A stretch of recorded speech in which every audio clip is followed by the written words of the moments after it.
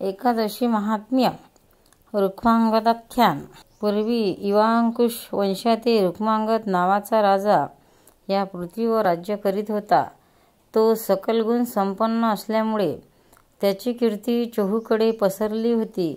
त्याला संध्यावली नावाची एक महान पतिव्रता बायको होती.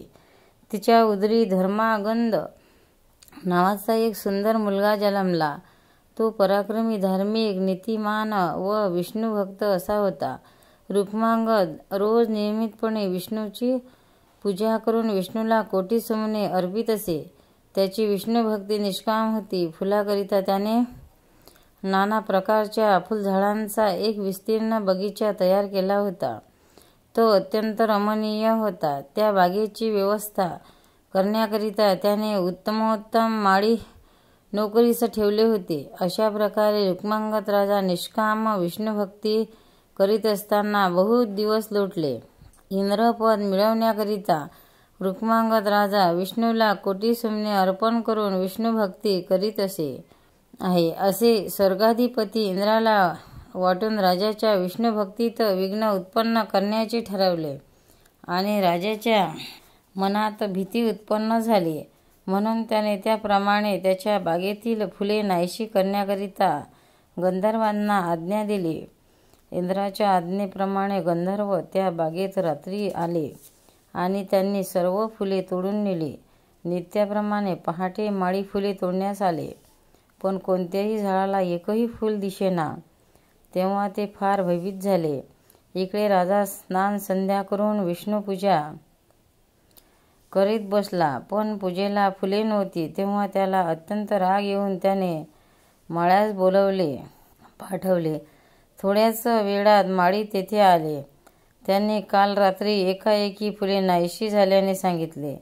ते ऐकून राजा म्हणाला की फुले कोणी नेले याचा तपास करा, नाहीतर तुम्ही सर्वांना देहांत शिक्षा भोगावी लागेल.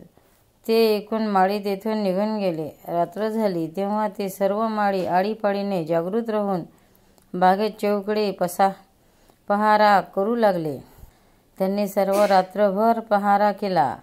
पहाट होण्याची वेळ आली, पण फुले तोडण्याकरता बागेत कोणीही आलेले त्यांना दिसले नाही. जशी जशी पहाट होऊ लागली तशी तशी कडाक्याची थंडी पडू लागली. तेव्हा ते जवळ पडलेल्या वांग्याच्या लाकडांचा जाळ करून शेकत बसले. किंचित प्रकाश पडू लागला. गंधर्व विमानात बसून आकाशातून त्या बागेत उतरू लागले. वांगे निषेध असतात. त्या निषेध लाकडाचा धूर त्या विमानातल्या लागताच ती गंधर्वाची विमाने बिघडून खाली त्या बागेतच पडली. माळ्याने ते पाहिले. फुले नेणारी माणसे सापडली म्हणून त्यांना अत्यानंद झाला. आनंदाच्या भरात त्यांनी राजाला बोलून आणले. रुक्मांगद राजा तेथे आला. त्याने गंधर्वांची विचारपूस केली. तेव्हा त्यांनी आम्ही इंद्राच्या आज्ञेनुसार फुले नेण्याकरता असे आलो असे व आमची विमाने कोणत्या कारणास्तव खाली आले वगैरे सर्व हकीकत सांगितली. ती गंधर्वाची हकीकत ऐकून राजा म्हणाला की आता तुम्ही आपल्या अमरावतीला कसे जाल. तेव्हा ते म्हणाले की जर कोणी आम्हाला महापुण्य अर्पण करीन त्या योगाने आम्ही आमच्या विमानात बसून खात्रीने तात्काळ स्वर्गात जाऊ. गंधर्वाचे ते भाषण ऐकून राजाने आपले सर्व पुण्य त्यांना अर्पण केले, पण विमाने जागची झाले ना. ते पाहून गंधर्व म्हणाले की राजा, तुझे पुण्य क्षुल्लक आहे. आता ज्याच्या योगाने आम्ही आमच्या स्वर्गात जाऊ ते पुण्य म्हणजे एकादशी व्रताचे पुण्य होय. ते ऐकून राजा म्हणाला की एकादशी कशास म्हणतात हेच आम्हाला माहीत नाही. मग एकादशीचे व्रत कुठून माहीत असणार. नंतर गंधर्वांनी राजाला एकादशी व्रताचा विधी सांगून महात्म्यही सांगितले आणि म्हणाले की हे राजा, जर तुम्ही नगरीत कोणीही एकादशीचे व्रत केले असेल किंवा ते कोणालाही भलत्या मिसाने घडले असेल तर त्याने आपले पुण्य आम्हाला अर्पण केले म्हणजे आम्ही आपल्या विमानासह तात्काळ स्वर्गात जाऊ. गंधर्वांचे ते भाषण ऐकून रुक्मांगद राजा नगरात गेला आणि एकादशी व्रत कोणी केले आहे का याचा शोध करू लागला. तो एका परिटाच्या घरी एकादशीच्या दिवशी सासूचे सुनेचे भांडण होऊन सासू रागारागाने उपवाशी राहिली व उपवासाच्यामुळे तिला ते दिवशी रात्रभर झोप आली नाही असे त्याला समजले. ते त्याने गंधर्वांना येऊन सांगितले. तेव्हा त्यांनी तिला आणावयास सांगितले. राजाने तिला बोलावून पाठवले. थोड्याच वेळात ती तेथे आली. तिला शुद्ध जलाने स्नान घातले आणि तिच्याकडून गंधर्वाचे हातावर एकादशी व्रताच्या पुण्याईचे उदक सोडले. तेव्हा त्या व्रताच्या पुण्याईच्या जोरावर गंधर्व आपल्या विमानासह स्वर्गात गेले. रुक्मांगद राजाला एकादशी व्रताची योग्यता समजली. रुक्मांगद राजाला एकादशी व्रताच्या महात्म्याची योग्यता समजल्यावर तो स्वतः एकादशीचे व्रत करू लागला आणि त्याने आपल्या प्रजेलाही एकादशी व्रत करायची आज्ञा दिली. सर्व पूर्वज एकादशी व्रत करू लागले. त्या व्रताच्या पुण्याईमुळे नाना प्रकारचे पापी यमराजाच्या नगरीतील नरकात न जाता वैकुंठाला जाऊ लागले. माझा हा अधिकार निर्माल्याव्रत होऊ लागला आहे, तेव्हा याला काहीतरी उपाय सांगा. त्यावर नारद म्हणाले की हे यमराज, तुला काही ज्ञान नाही असे मला वाटते. तू महापराक्रमी आहेस. रुक्मांगद किती केले तरी मनुष्य आहे, त्याला भिण्याचे कारण नाही. तुझ्याबरोबर तो युद्धाला टिकणार नाही. तरी सैन्य घेऊन जा आणि त्याच्याशी युद्ध कर. त्याला तू जिंकशील आणि मग तुझ्या इच्छा कार्यभाग सहज साध्य होईल. असे सांगून नारद तेथून निघाले. ते थेट रुक्मांगद राजाकडे आले. रुक्मांगदाचे त्याची यथाविधी पूजा केली आणि तो हात जोडून त्याच्या पुढे उभा राहिला. तेव्हा नारद म्हणाले की हे राजा, तू आणि तुझी सर्व प्रजा एकादशी व्रत करीत आहेत, ते पाहून मला आनंद फार होतो.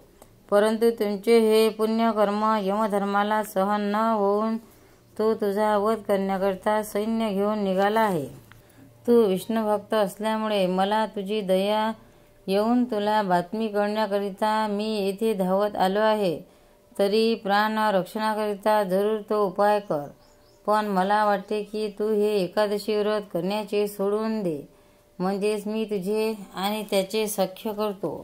नारदाचे हे भाषण ऐकून राजा म्हणाला, महाराजा, माझी संपत्ती, राज्य, प्राण इतकेच काय, पण माझा प्राणापेक्षाही प्रिय अशा मुलालेकरांवर जरी संकट येऊन त्यात ती नाहीसे होण्याचा जरी प्रसंग आला तरी मी एकादशी व्रत करण्याचे सोडणार नाही व प्रजेलाही ते सोडवण्याला सांगणार नाही.